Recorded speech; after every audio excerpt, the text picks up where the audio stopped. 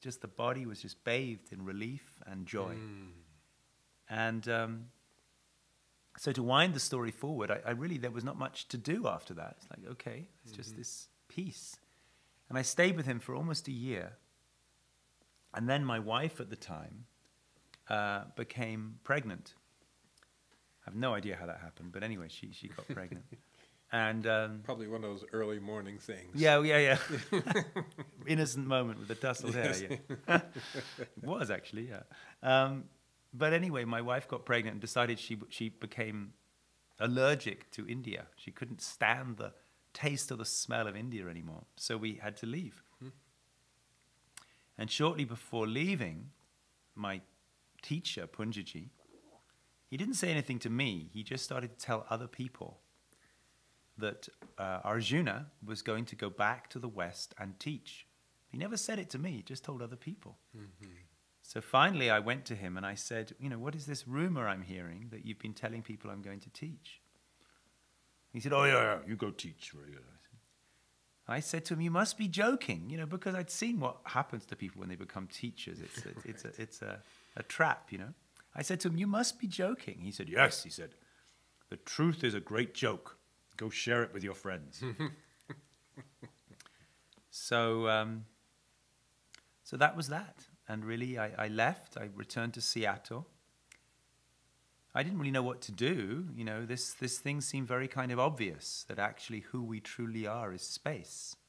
Who we really are has never been wounded. It doesn't need any healing. Who we really are doesn't really have a name or an ID number. Who we really are is not separate from everything else. But there's also this story of a me imposed upon it, which we all have access to as well, the story of me and my life and my finances and my marriage and this and that. But then there's also this space. So I didn't really know what to do with it, but it started to happen on its own. People started to come and ask me what I'd been doing in India, and I tried to explain. And the space became infectious. People would just fall into that space and recognize it for themselves. And that's really that's the story of my life. Since then, this life has been in service to that spaciousness. And what I'm discovering now, more and more, is that this doesn't have to be in any way an esoteric or a spiritual thing for a certain subculture. It has been like that, but it doesn't have to be like that. That what we're talking about, this kind of awakening, it's really for everybody. Whether you're Republican or Democrat, whether you're carnivore or vegan, whether you're rich or poor, who you are really is relevant. Doesn't matter what your life's about, who you really are is relevant to everybody. So that has been my passion in the last years, is to make this simple oversight, this simple case of mistaken identity, correctable for anybody, no matter what their life circumstance. And it seems like this is, if you really look at the core of many different religions or spiritual practices, you find the same kind of message. The Buddha talks about it, of course, and it's always that beyond all of those things that you hold on to, all the things that you grasp, everything that you've achieved, there's something beyond all of that.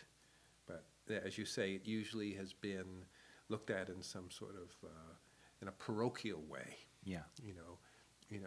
We're Buddhists and you're not a Buddhist, so we're better than you, or you don't believe in Jesus, and really this is what Jesus is saying if you read carefully. Absolutely. It sounds the same. Can you comment on that? Yeah, this is a really good point, and it's actually the point that I feel most passionate about is we need to distinguish between the essence and the container. It's as though when you drink fine champagne, it could be served in a crystal glass. It could be served in a coffee cup. It could be served in a styrofoam cup. Same champagne, you see. we can either get attached to the container or to the essence within the container. Let me just have a sip of the champagne. So it's absolutely true that Buddha spoke only of this.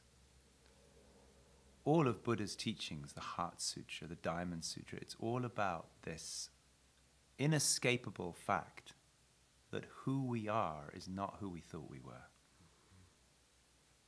Buddha, he wasn't called Buddha, he was called Siddhartha.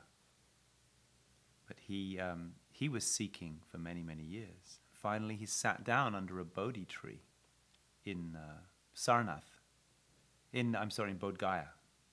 He sat down under a Bodhi tree and he said, I'm not getting up from this Bodhi tree until I've sorted this thing out because it's driving me nuts. And during the night, a very simple thing happened. His mind tried to play all kinds of tricks and offered him, just like Jesus, the devil tempted Jesus as his mind in the 40 days and 40 nights. So the similar thing happened to Buddha, but it was only one night. And his mind, Mara, came and tempted him and said, look, you could be rich and famous, you could have all these sexual pleasures, you could do this and that. And everything that came up, he said, I know what you are my mind. I'm not going to be fooled by you, I know you're my mind. And in the early morning, as the light came up, as the dawn came, he realized that who he is not the mind, but is that which is aware of the mind. He'd spent so much of the night saying, oh, that's my mind, that's my mind, that's my mind, that's my mind. In the morning, he started to ask, well, if all of that is my mind, then who am I aware of the mind? And he realized what I am is this space, this emptiness, this presence. And in his language, in Pali, the word for what we call spacious awareness, the word in Pali is But. They call that But. So he went back to Sarnath, to his friends who he'd been exploring these things with, and he became known as Buddha, which means one who is awareness. You see, everybody is Buddha, everyone is awareness. So you're absolutely right that Jesus spoke of that when he said, I and the Father are one. The kingdom of heaven is within. Same, you see. Everybody speaks of this. But here's the problem, you see, is it's so difficult to hear because what is being pointed to has no form. Who we really are, it has no birth, it has no death, it has no nationality, it has no boundaries. It's love. It's awareness. But it can't be defined. So what happens then is, because it's really difficult to understand this with thinking, we clutch onto the finger pointing at that instead of that itself. And then we become a Buddhist instead of being Buddha. Then we become Christian instead of being Christ. So then we become a follower instead of pointing towards where the teacher was pointing, you see, instead of looking towards where the teacher was pointing. And this is the funny thing, that this matter of awakening, profoundly simple, but not habitual. It's the easiest thing in the world to just be what you are, but it's not our habit. Our habit is to make things complicated. So that's really been our endeavor in the last years, now with the awakening coaching training, is to translate this into a language and a context that anybody can understand. So we're not followers of anybody, we're not preaching any philosophy, any change of lifestyle. We're simply interested in people recognizing who they really are and then learning how to live life from that instead of from the clutching habits of desire and fear. And awakening coaching, it's interesting to have two. Is it awakening coaching, or is it awakening coaching, or is it both or neither? It's awakening coaching, yeah. So coaching, is we understand now what is awakening. Awakening just simply means one thing, nothing more complicated than this, to shift the attention from the changing phenomenon of thoughts and feelings. The Maya, samsara. Just changing stuff, to shift the attention from where it's all moving to that which is aware of it moving. That's what all I mean by awakening, is to shift the attention from what we're aware of